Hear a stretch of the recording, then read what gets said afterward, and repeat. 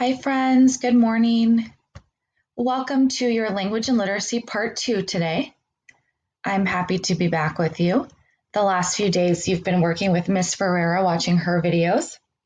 She's introduced some good stuff. We are going to recap a little bit of that today because I do understand that there have been a handful of you students who were not able to watch those videos. I'm so sorry about that. I do hope that we can touch on some of what was talked about today to catch you up. And for those of you who were able to watch those videos, it will be a nice little review. And we will talk about some new things today too.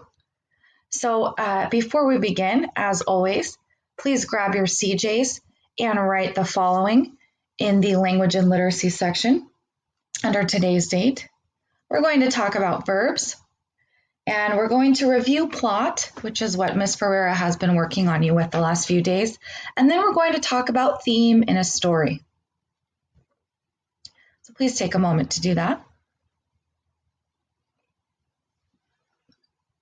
This is where you can pause the video. I'm going to go ahead and move to our next slide here. All right. So verbs. There were a couple of videos that I did ask you to watch yesterday that should have introduced you to verbs. What is a verb? A verb is an action word. It's a doing word. It's a word that describes an action. It tells about something a person, animal, or force of nature can do or be. So it's like this picture here. What do we see? We see a boy swimming. Swimming is a verb. That's an action. That's something he's doing. Here we have a girl painting. Painting is a verb. That's something that she is doing. That's an action.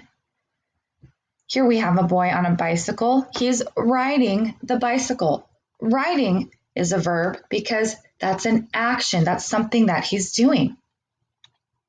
Here we have our video from Jack Hartman. I asked you to watch this yesterday, but he has some great examples of action verbs in here. I think let's watch it again.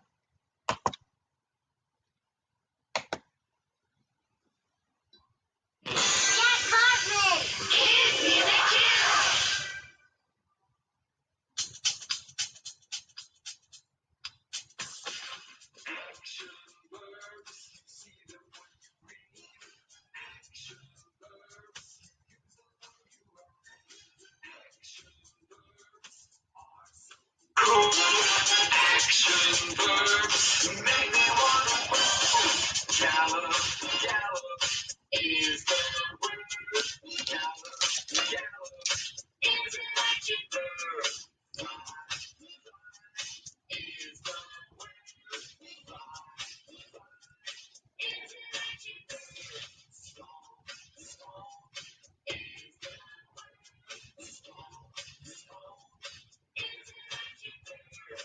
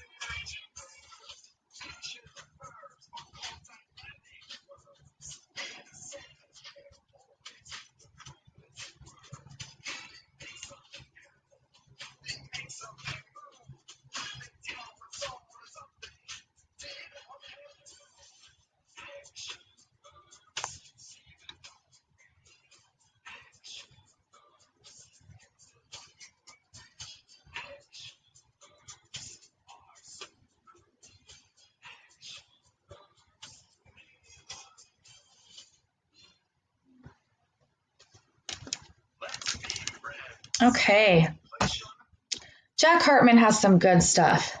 And as always, friends, if that video was unclear or you had difficulty hearing that, I will make it available to you so that you can watch it on YouTube directly, because he had some great examples of verbs in there, some action words.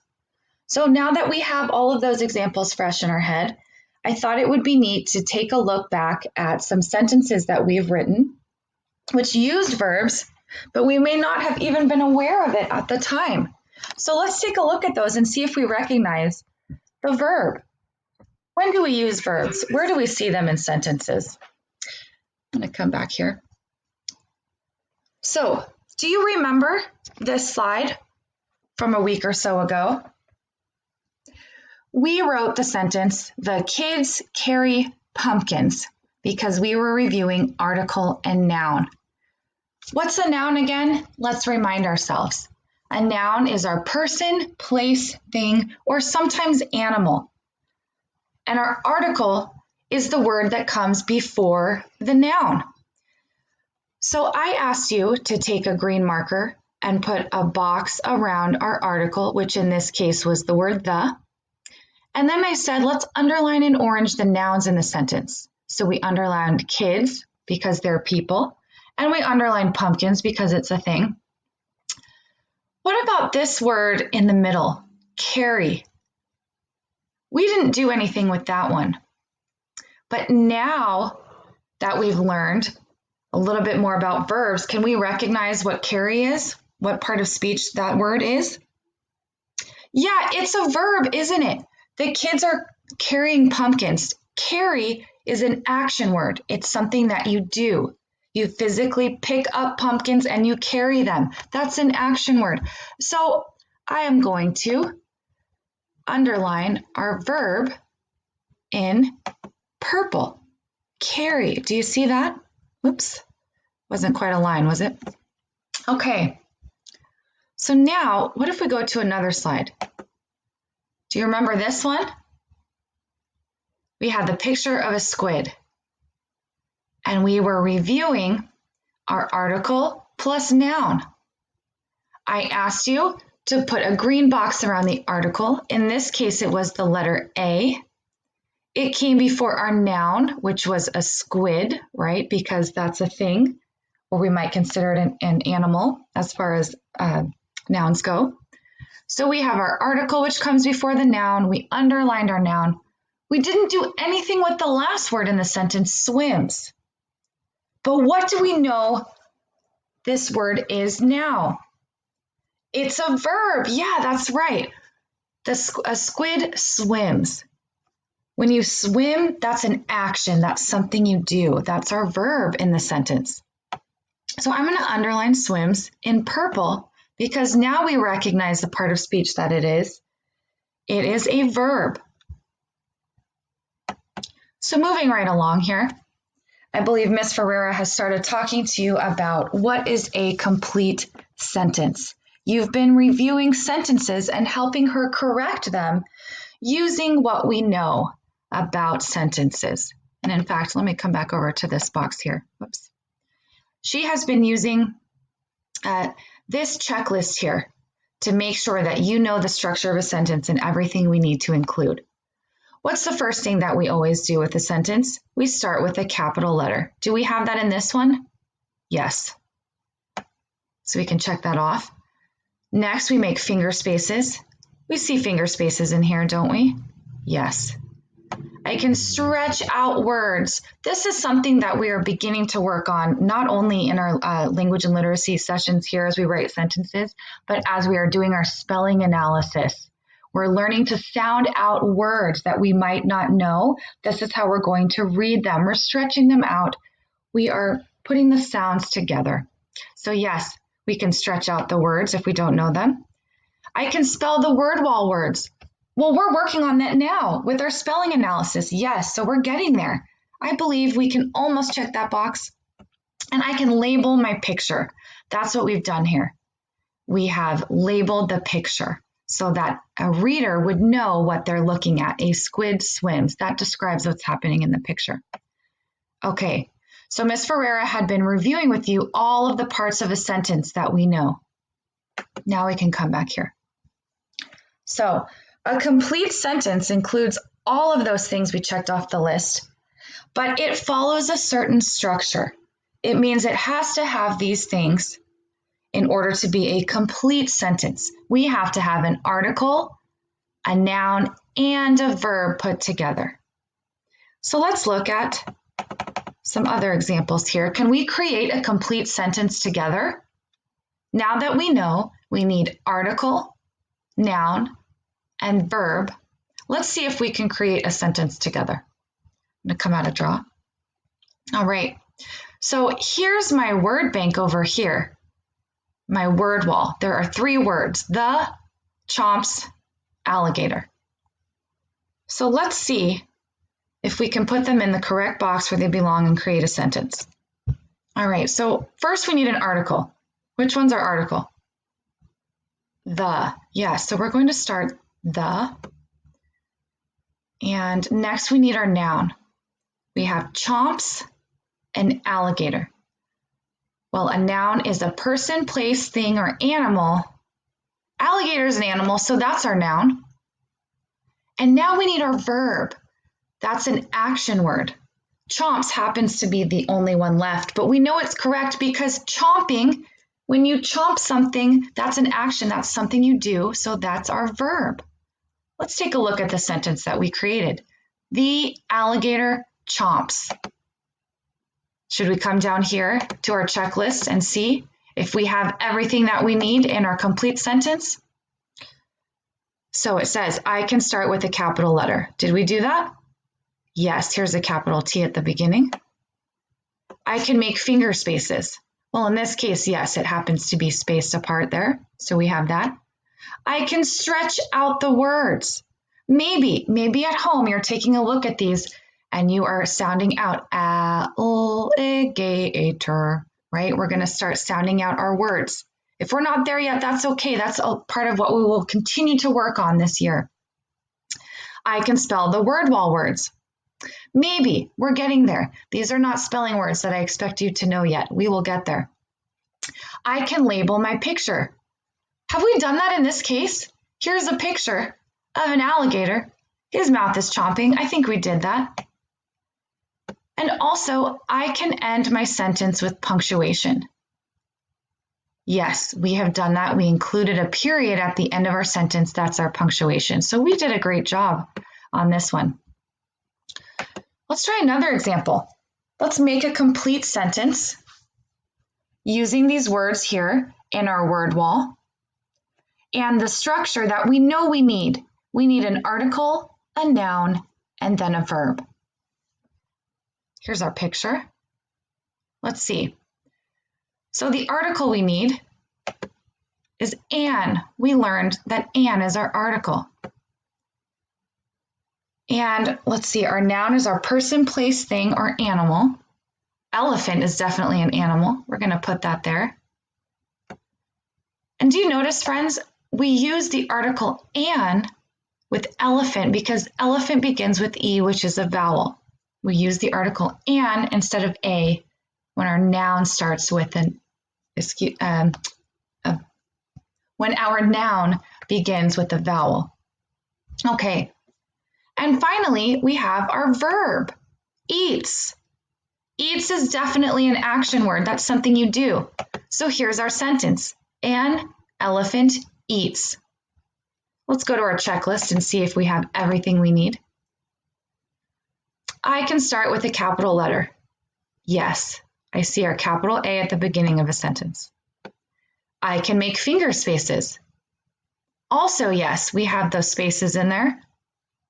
I can stretch out words. Maybe, hopefully we're getting there, friends. We're starting to sound things out.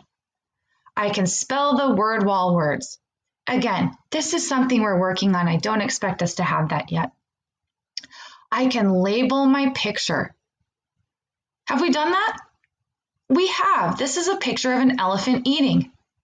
And that's what we've described in our sentence. And finally, I can end my sentence with punctuation. We have done that too.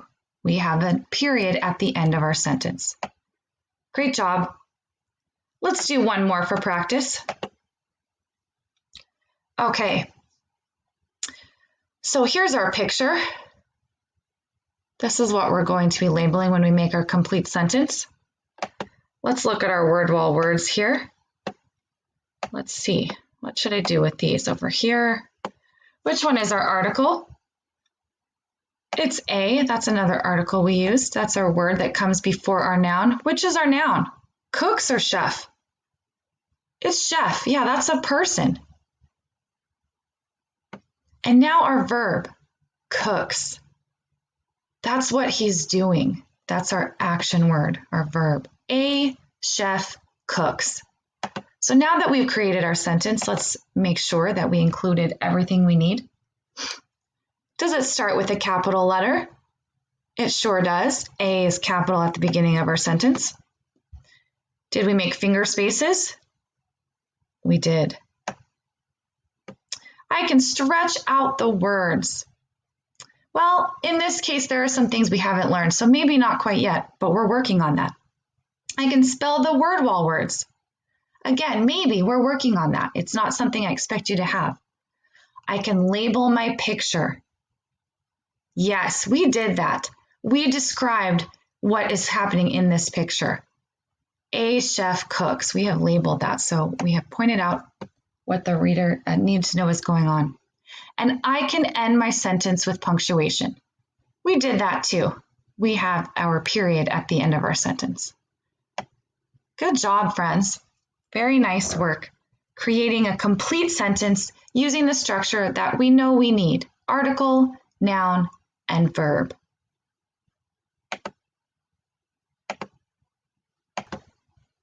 Okay, so I'd like to continue now, but this time switch gears just a little bit and recap what you have been working on with Ms. Ferreira in the last few days. You have been talking about the plot in a story, the plot in a story. So up to this point, we've talked about different elements in a story. We've talked about the setting, that's where and when it takes place. We've talked about the characters, that's who the story is about. And now we're talking about the plot of a story. So the plot may be the most important element of the story. It is the sequence of events that happens. We talked about sequence as being a certain order of things in which they happen. So the plot is the sequence of events, and we learn more about the characters and the setting through the plot. In a way, you could look at the plot like a trunk of a tree from which all the other elements in a story grow. It's the most important thing. And we're going to learn about the plot as being made up of three main things: a problem, important events, and the resolution. Okay? And in this neat picture here, it's kind of like a roller coaster. That's another way to think of a plot in a story. The beginning of the story, what happens first, you're starting out here on the bottom, right? As the story continues, more things happen. You have important events. You learn more about characters, what's going on. You come to the middle and you go up, up, up. You might have the problem. It's very exciting. You're trying to figure out what's going on. And it comes back down to the resolution at the end. The resolution is what happens at the end when you solve the problem, usually, right? That's our last part of the story. That's how the plot takes place. There's a first, next, and last as you read the story, our beginning, middle, and end. Usually, you have a problem that happens. Important events can take place at any time in the story. You can have important events in the beginning, in the middle, in the end. Our problem is usually somewhere in the middle. After we've been introduced to characters, we find out something that is going on that they need to solve. And as we come toward the end, we figure out what happens as they solve the problem. How do they do that? And finally, as the problem is taken care of, that's our resolution in the end. Okay, so what I'd like to do now is take a look at The Boy Who Cried Wolf. Again, this is the story that you've been reading in the last few days with Miss Ferreira. Okay, we can take a moment to recap it and watch it here. If you feel comfortable, like you've read this story enough the last few days, you don't have to watch this video. But for those of you at home who haven't had a chance yet, let's take a moment and watch the story, The Boy Who Cried Wolf. And we will talk a little bit about the parts of the story, about the plot.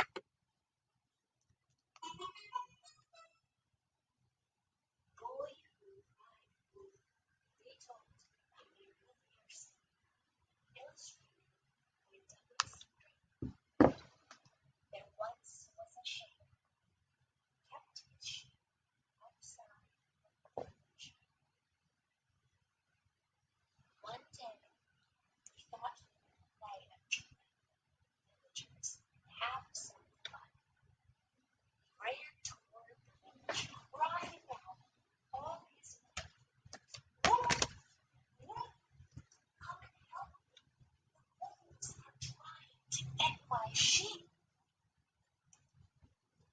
The kind villagers left their work and ran to the field to help. But when they got there, the boy just laughed. There was no wolf there at all.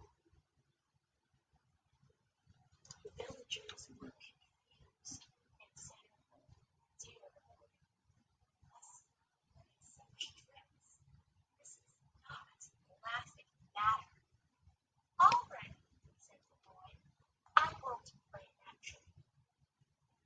The villagers went back to the town, and the boy back to the sheep. Still another day, he tried the same trick again. He yelled out all his might, "Wolf! Wolf! Help! Wolves are coming after my sheep." Again, the kind villagers came running, and they reached the point again, and he laughed at them. There were still no wolves. The villagers were now upset. They looked down and said, "This is not a laughing matter. You play these tricks when they are not funny." The villagers I'll help you say it's the villagers went back to the town and back to the sheep.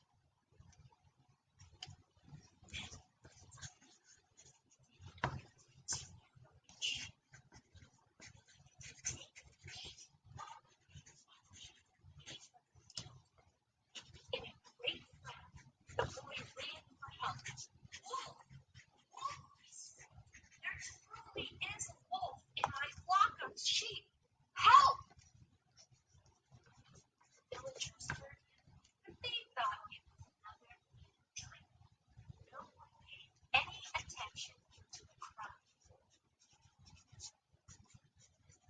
"Please, please, I am so sorry for lying. I promise never to trick you again. I promise to only tell the truth." The villagers looked up from their work. They seemed just as we to tell the truth. The villagers and the boy went back to the field only to see one sheep. They followed the trail that the wolf left behind him to retrieve all the taken sheep. The boy had each one of the sheep. He was eternally grateful for them. From then on, he always told the truth. Okay. So that was The Boy Who Cried Wolf. That's a very well-known story that you might have heard before this. It's actually one of Aesop's fables. It's very famous. So let's talk about The Boy Who Cried Wolf. In terms of plot, what happened? What was the sequence of events that happened in this story? Did it have a beginning, middle, and end? Let's start with the beginning and some important events that happened. So we were introduced to a shepherd boy who used to take his flock of sheep to the hill to graze on some fresh grass, right? So, what were some important things that happened? What were some important events? Well, we saw the boy pretend that a wolf was attacking his flock of sheep, and the villagers all ran and came to help him. But was there really a wolf attacking the sheep? No, no. The boy had lied. He thought it would be funny to trick the villagers. That's pretty important. That's something that happened. What's another important event? Think about that. Think about something else that happened next. Well, the boy did it again. Again, he thought it would be funny to trick the villagers, and he pretended that a wolf was attacking his sheep. And so the villagers ran once more to help him and discovered that the sheep were not in danger and that the boy had lied. That's pretty important. Then we come to the next part of the story. What ended up being wrong? What was the problem? Well, one day a wolf really did break into the herd of sheep. That's a big problem. And the wolf started taking each of the sheep one by one. So the boy really did need help. Again, he cried to the villagers for them to come help him because the wolf was getting all of his sheep. What did they do this time, though? Did they run to help him? No, they didn't. Because they had been tricked 2 times before, they thought that this third time was just like the others. Oh, the boy doesn't really need anything. He's just playing a trick on us. He's joking. We don't need to go. So what ended up happening was that the wolf ended up taking most of the sheep. What was our resolution as we neared the end of the story? How was the problem fixed? Well, we weren't able to save most of the sheep, but at the end of this story, the boy learned an important lesson. He learned an important lesson that people don't believe liars even when they're telling the truth. And so he knew now to promise never to lie and trick like that again, right? That's an important lesson. So that was the resolution in our story.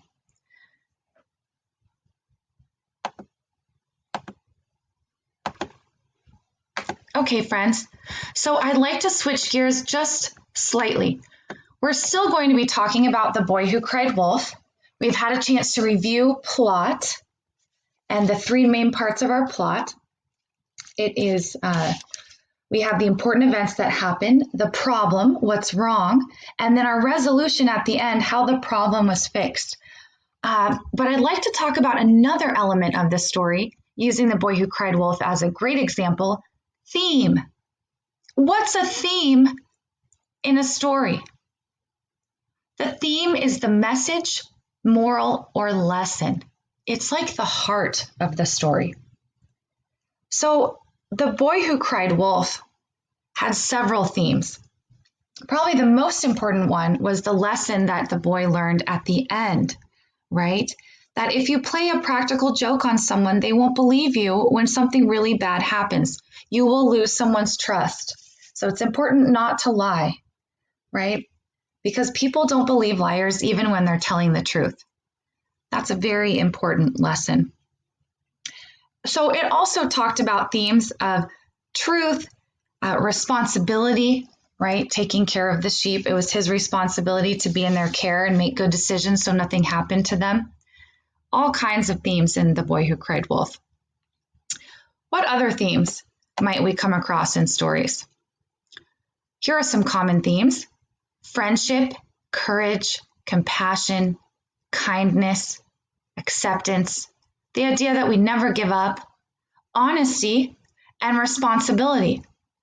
So as we just talked about, in The Boy Who Cried Wolf, that story showed us 2 common themes, honesty and responsibility.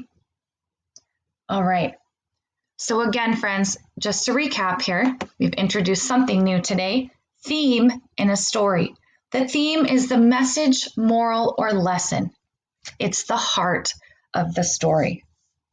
It's the feeling that you're left with. It's kind of what you take away after you read a story.